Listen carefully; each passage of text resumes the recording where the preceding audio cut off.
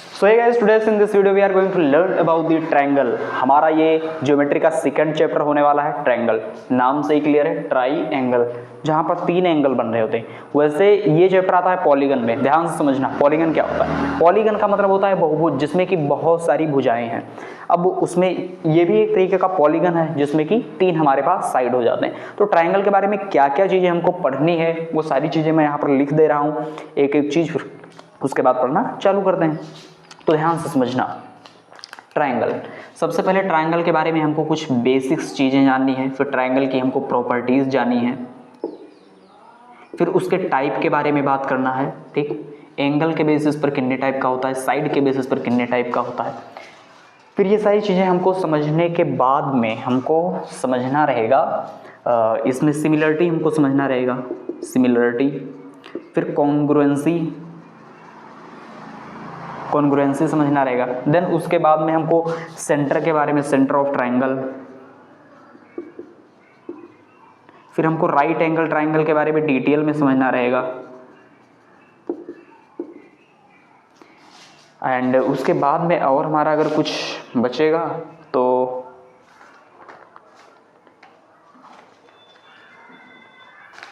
बस इतना सा ही है। एरिया एंड पेरीमीटर वो तो सब देख ही लेंगे। अब ध्यान से समझना, इतनी सारी चीज़ें हमको समझनी है और जल्दी से हम नेक्स्ट आगे आने वाले 30 ही मिनट में हम ये सारी चीज़ें समझने वाले हैं। तो ध्यान से समझते रहिए। बेसिक क्या है ट्रायंगल का? ट्रायंगल हम ऐसे बनाएंगे, ट्रायंगल इसको A, B, C, तीन इसमें साइड हो गई। AB हमारा साइड है, BC साइड है, AC साइड है। A के साइड को स्मॉल a बोला जाता है, B के सामने वाली साइड को स्मॉल b, C के सामने वाला साइड स्मॉल c हो जाएगा। इसको बोलेंगे एंगल A, इसको एंगल B, इसको एंगल C बोलेंगे। ठीक, अब ये चीज़ समझना, बेसिक इसमें क्या है कि जो हमारा साइड बड़ा होगा ना उसके सामने का एंगल भी बड़ा होता है, जो हमारा साइड छोटा होगा उसके सामने का एंगल भी छोटा होता है। तो ये कुछ बेसिक चीज़ें थी। और बेसिक चीज़ क्या है कि किसी भी दो ट्रायंगल बनने के लिए प्रॉपर्टीज में आएगा, ट्रायंगल की प्रॉपर्टीज में किसी भी दो साइड का सम तीसरी से हमेशा बड़ा होगा, A से हमेशा बड़ा होगा। कोई भी आप साइड ले लीजिए ट्रायंगल का दो, उनका सम ना हमेशा तीसरी साइड से बड़ा होगा और उनका डिफरेंस हमेशा तीसरी साइड से छोटा होगा। कोई भी आप साइड ले लीजिए, हमने मान लिया आपकी बार AB ले लिया, AB का जो डिफरेंस है ना वो हमेशा छोटा होगा C से। तो ये प्रॉपर्टीज है कि आप ट्रायंगल की कोई भी दो साइड ले लीजिएगा, उसका अगर आप सम कीजिएगा तो तीसरे साइड से बड़ा आने वाला है, और किसी भी दो साइड का अगर आप डिफरेंस निकाल लेंगे तो वो तीसरी साइड से हमेशा छोटा आने वाला है। ये प्रॉपर्टीज हुई, तभी ट्रायंगल बनता है। जैसे हमने अगर मान लिया कि एक ले लिया 3, 4 और 3, 4 और 8, क्या ये बनाना पॉसिबल है? अगर हम ये साइड ले लें तो इस साइड का ट्रायंगल बनाना पॉसिबल है? हमने मान लिया एक 8 सेंटीमीटर ये हो गया, इसका आधा 4 यहाँ पर अगर ऐसे करेंगे तो 4 हो जाएगा, इसका आधा 4 होगा, फिर 3, ये 3 आएगा ही नहीं। ठीक, ये 3 आएगा ही नहीं, ये ज़्यादा हो जाया करेगा हमेशा। क्यों? क्योंकि ध्यान से देखना, यहाँ पर किसी दो साइड का अगर हम सम लें तो 3 + 4 7 बड़ा नहीं आ रहा है 8 से, ये चीज़ रॉन्ग है। तो इसलिए इस साइड का ट्रायंगल बनाना पॉसिबल ही नहीं है। ठीक, तो अब बस यही बेसिक था, इसी पर क्वेश्चन पूछ लेता है। अब क्वेश्चन करेंगे तब और अधिक क्लियरिटी आएगा। अब हम टाइप के बारे में बात करते हैं। एंगल के बेस पर कितने टाइप के होते हैं? तो एक तो होता है आपका acute angle triangle, acute angle triangle, फिर होता है ऑब्ट्यूज एंगल ट्रायंगल, फिर होता है राइट एंगल ट्रायंगल, एंड इसके साइड के बेसिस पर अगर बात करें तो स्केलन हो जाएगा, स्केलन, आइसोसेलस, और फिर हो जाएगा आपका इक्विलेटरल। अब देखना ध्यान से, इसमें समझना, इन सब की प्रॉपर्टीज को हमको समझना है। तो एक्यूट एंगल ट्रायंगल क्या होता है? जिसका ना एंगल 90 से कम हो, 90 डिग्री से कम हो। जैसे हमने एक ये बना दिया, ये 90 से कम है, ये 90 से कम है, ये 90 से कम है, जिसके सभी एंगल 90 डिग्री से कम हो उसको हम बोलते हैं एक्यूट एंगल ट्रायंगल। ऑब्ट्यूज में क्या होगा? एक एंगल ऑब्ट्यूज होना चाहिए। ऑब्ट्यूज का मतलब 180 से सॉरी 90 से ज़्यादा और 180 से कम, तो कुछ ऐसे बनता है, कुछ ऐसे बनेगा ऑब्ट्यूज एंगल। ऑब्ट्यूज एंगल का जब हम परपेंडिकुलर लेते हैं ना तो वो ट्राइंगल के बाहर निकल करके चला जाता है, ये उसका एल्टीट्यूड बनता है।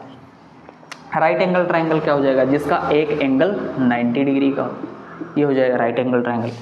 ये स्केलन क्या है, जिसका एक भी साइड ना बराबर ना हो, एक भी साइड बराबर ना हो ना, ये इसके बराबर है, ये अगर 5 होगा तो ये 8 होगा तो ये 10 होगा, ठीक। अब आइसोसेलस क्या होता है, आइसोसेलस होता है जिसका दो साइड तो बराबर हो, ए बी सी, ये ए बी बराबर होगा ए सी बराबर होगा और ये बी सी बराबर नहीं होगा। अच्छा, अगर बी सी भी बराबर हो जाए तो इक्विलेटरल ट्रायंगल हो जाएगा। अब हम ना सबकी प्रॉपर्टीज़ के बारे में बात करते हैं इन डिटेल। तो अब हम समझना चालू करते हैं एक एक ट्रायंगल के बारे में डिटेल में, सारी प्रॉपर्टीज़ के बारे में सब कुछ। तो देखिए ध्यान से, सबसे पहले कुछ हम बेसिक चीज़ें समझ लेते हैं। जैसे हमारे पास ये रैंडम कोई भी हमारे पास ये ट्रायंगल है ए बी सी, तो अब इसका पेरीमीटर हम कैसे निकालेंगे, ये ए हो गया, ए के साइड ए एंगल के सामने का साइड, बी के सामने का बी, सी के सामने का सी। तो पेरीमीटर क्या होता है, सभी साइड का सम पेरीमीटर हो जाएगा। Perimeter is equal to A plus B plus C, ये हो गया आपका पेरीमीटर।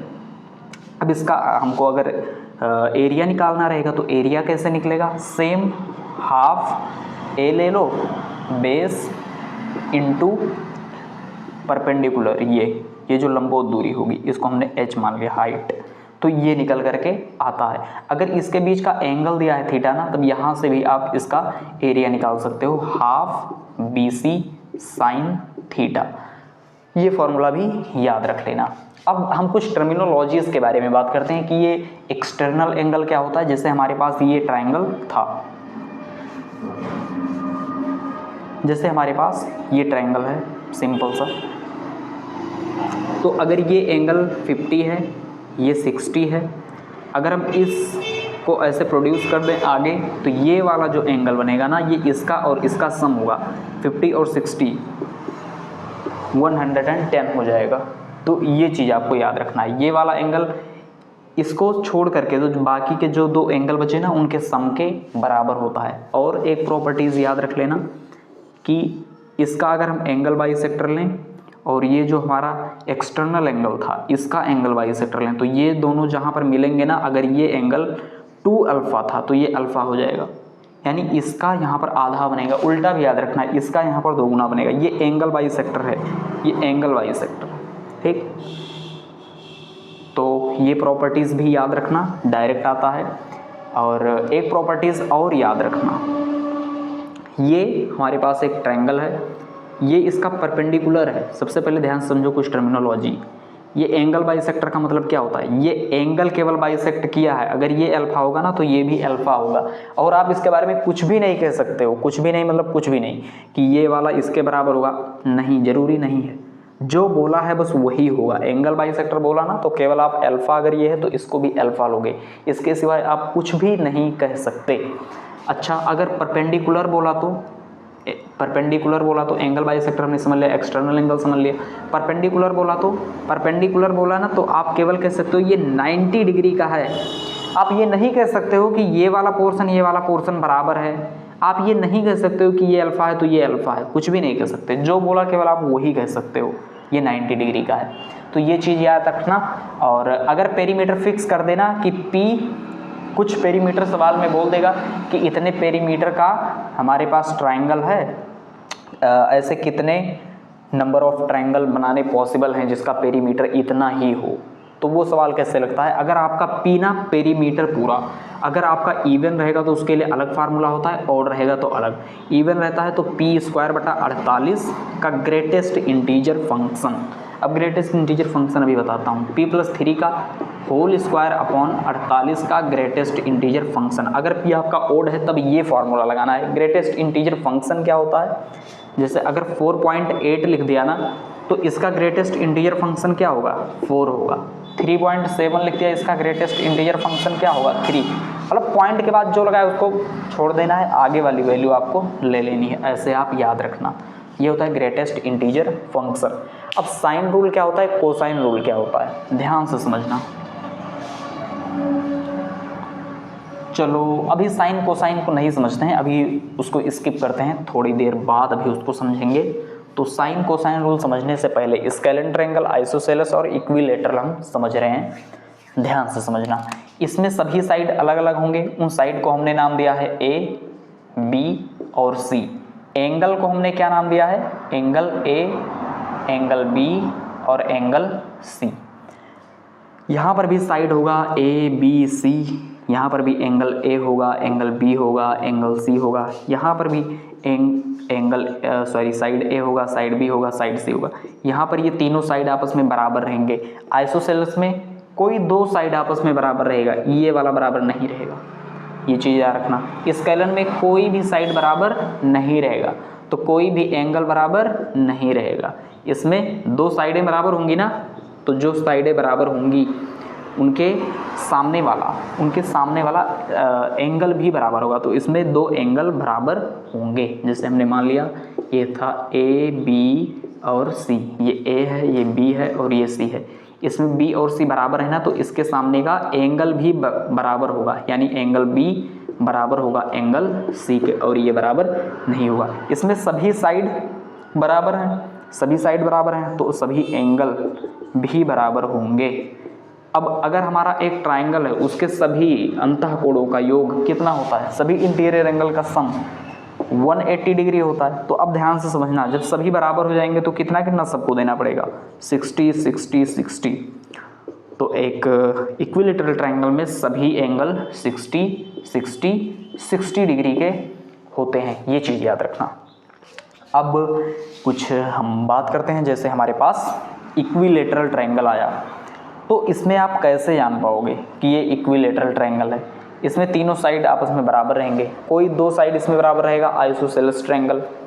अच्छा, यहाँ पर तो सारी चीज़ें क्लियर हैं, बट अभी और चीज़ें समझनी है। क्या समझनी है यहाँ पर आइसोसेलेस ट्रायंगल में? अब एडवांस प्रॉपर्टीज़ आने लगी हैं, ध्यान से समझते रहिएगा, ठीक, ध्यान से समझते रहिएगा।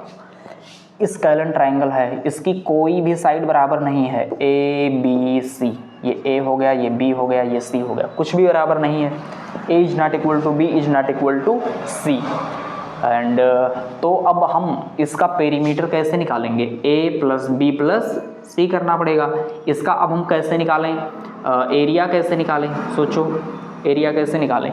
इसमें परपेंडिकुलर दे ही नहीं रखा है, तब यहाँ पर आपको एक फॉर्मूला लगाना पड़ेगा जिसको बोलते हैं हीरोन्स फॉर्मूला। क्लास 9th में आता है हीरोन्स फॉर्मूला, उसके पहले भी बुक में दिया है। तो हीरोन्स फॉर्मूला क्या है, सेमी पेरीमीटर निकालना पड़ेगा। सेमी पेरीमीटर का मतलब क्या होता है, स्मॉल एस लिखते हैं p/2, यानी जो a प्लस बी प्लस सी है ना, उसको आप हाफ कर दो उसका। तो इसका फार्मूला बन जाता है √s × s - a s - b s - c, यानी सेमी पेरीमीटर में से a घटाना है, फिर b घटाना है, फिर c घटाना है, पूरे का रूट ले लेना है, ऐसे आपको एरिया मिलेगा। आइसोसेलेस ट्रायंगल में क्या होगा, चूंकि इसका दो साइड ना बराबर है, ये वाला साइड बराबर है। तो अब ध्यान से समझना, आइसोसेलेस ट्रायंगल का जो एंगल बाइसेक्टर होता है वही परपेंडिकुलर भी होता है। हमेशा ये चीज़ें सही नहीं है किसी भी ट्रायंगल में।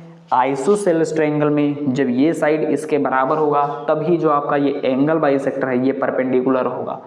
और ये मीडियन भी होता है, हाँ मीडियन भी होता है। मीडियन क्या रहता है, मीडियन रहता है कि इस BC को ना दो बराबर भागों में ये काट देने वाला है, यानी कि BD बराबर हो जाएगा DC के।